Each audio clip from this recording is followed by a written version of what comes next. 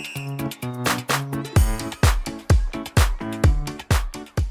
you have a childhood memory of buying ice cream from an ice cream truck? I can still remember looking at all the different choices on the side of the truck while waiting for my turn to order. My eyes would scan the pictures of the ice cream sandwiches, push-ups, snow cones, strawberry shortcake bars. It was such a hard decision.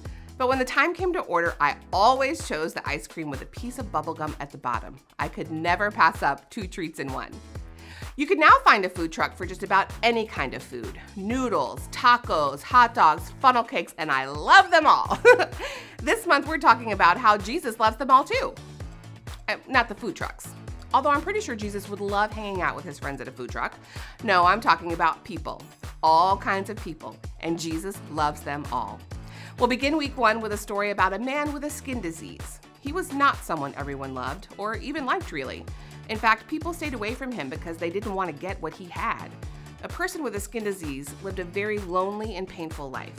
But then one day, this man met Jesus, and Jesus did not run away. Jesus loved the man and made him well. Why?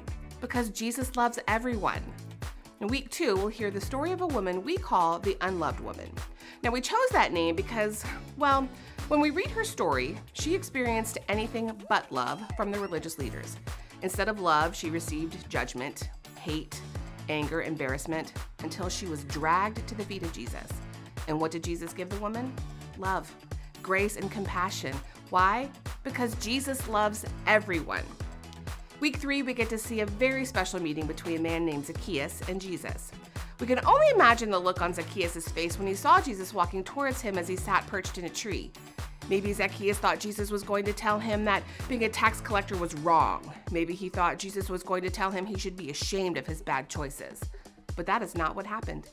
Instead, Jesus told Zacchaeus he wanted to stay at his house. Why? Because Jesus loves everyone. We'll end the month with week 4 and a moment that Jesus' disciples did not see coming. Parents were bringing their children to Jesus so he could bless them. The disciples, thinking they were doing what was best, told the parents, "Go away.